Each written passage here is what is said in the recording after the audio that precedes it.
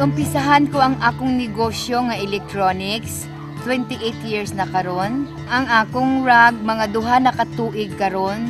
Nagatabang ako kay para sa akon mga estudyante. Akon nga negosyo akong ginumpisahan sang year 2005. Ini akon ginahimo tungod kay may mga estudyante ako nga ginasuportahan. Ang negosyo ko sang una, chorizo lang, kag bulad-bulad, kag nagalagaw sa marbil. Inumpisahan ko itong maliit na negosyo noong February 8, 2008. At hanggang ngayon, still surviving gyapon. Napinsaran ko ini, makabulig man ko sa akong pamilya sa pagpaedukar sa mga kabataan ko sa dito. Hindi naging madali ang buhay para sa kanila. Dahil sa kahirapan at mailap na oportunidad na makahanap ng trabaho, napilitan silang magtayo ng maliit na negosyo upang masuportahan nila ang kanilang pamilya.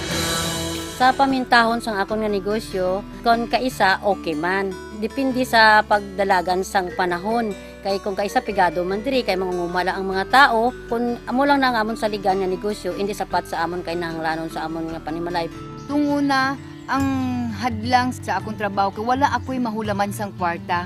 Tungod kay nakita man nila ang among sitwasyon, pero naningkamot kami nga mag-asawa nga mag-unlad pagid ang among negosyo. Hanggang makilala nila ang kabalikat para sa maunlad na Buhay Incorporated. Nawari naging sagot sa kanilang mga panalangin. Sa wakas, mayroon ang handang tumulong sa mga katulad nilang micro-entrepreneurs. Ang KMBI nakilala ko since year 2002. Dako gid ang akon nga pasalamat nga nakasulod ako sa KMBI tungod na dugangan puhunan ang akong nga negosyo kag napatapos ko ang akong bata sa gamay lang na akong nga negosyo. Kasama ang ibang kababaihan na may mga sarili na ring maliliit na negosyo sa kanilang lugar, sila'y naging kabahagi ng KMBI. Kag nakasulod ko sa KMBI, siyempre na-enjoy man ako sang ilang akuan kay nakaabot ganit ko 5 cycle. Kaya ko do kanami man, kung kaluyan nga madugangan pagid ang akong loan, palambuon ko man gid ang tindahan ko. Pero may remembrance man ko sa KMBI. Ang KMBI ay nagbukas ng panibagong pintuan ng oportunidad sa kanila. Mga pagkakataong tumulong sa bawat isa upang maging responsableng individual at negosyante. Daghat kayo ko ang natun-an sa KMBI nga wala ko matun-an sa to. Una, ang pag-pray, ang pagpangayo bulig sa Ginoo. Kasi sa akon sa to, pwede ko lang ma-pray ako nga Our Father and Hail Mary. Pero karon dili na, kahibalo na akong magtawag sa Ginoo gikan sa akong kasing-kasing. Ang ikaduha ko, naging maayo ako sa akon mga kapitbahay. Nakakuha ko experience sa KMBI, paano mag-in and out sang imong income sa imong negosyo, paano mag-audit kani, na tunan ko na sa KMBI, sa tuway gid ko sila sa minabalaan. Siyempre, nagdako man ang akon nga negosyo kag magpatindaw ko sa balay ko nga amo man pinagi sa loan ko kag nagbaboy pagid ko, nagbakal pagid ko baboy. Pag dawat ko sitong kwarta nga to, siyempre nalipay ko kay ko magsugod ko sa negosyo ko kay aron makabulig mo ko sa pamilya ko. Ang pagsali nila sa KMBI ay nagbigay ng kakaibang kulay sa kanilang buhay. Mga pagkakaibigang nabuo.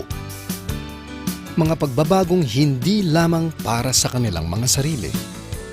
Maliban sa microfinance nga amon makuha sa KMBI, may ara kami nga mga training nga ginhatag Manila. Ang sumadahon ko lang gid ang bulig sang KMBI, madamo na.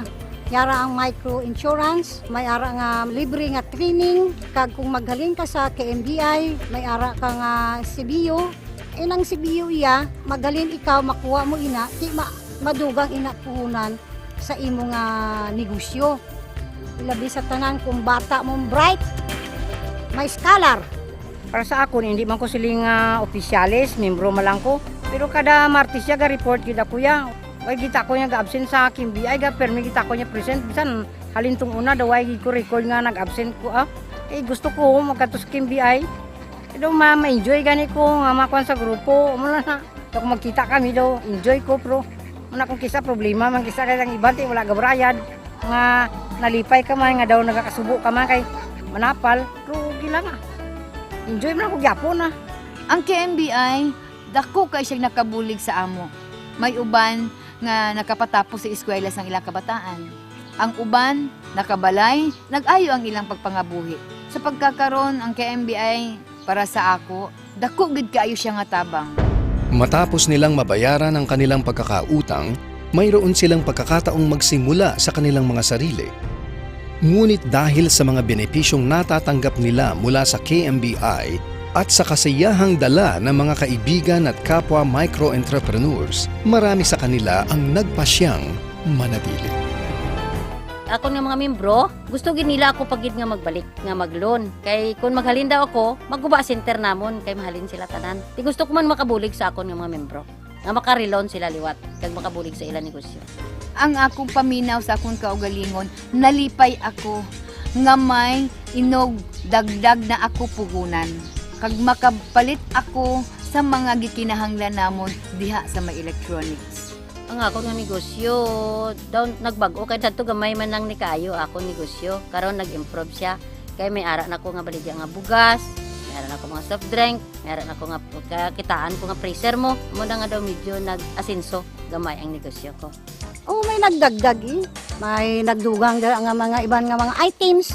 Okay na may mga bugas-bugas na ko. Sa una wala pa bugas, may pa mga soft drinks. Pero wala nagigya subong. Masaya dito sa KMBI. Kay marami kang matutunan. Ma-enjoy ka. Ma-change ang pang-ugali. Sila Ediza, Heidi, Mayflor at Zosima. Ilan lamang sila sa mga micro-entrepreneurs na natutulungan ng KMBI.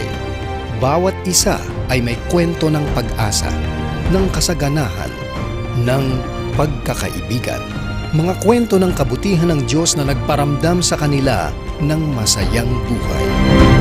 Luzon, Visayas, Mindanao. Sa din pa ako mamakadto, kundi sa KMBI. Sadya gid ka tama.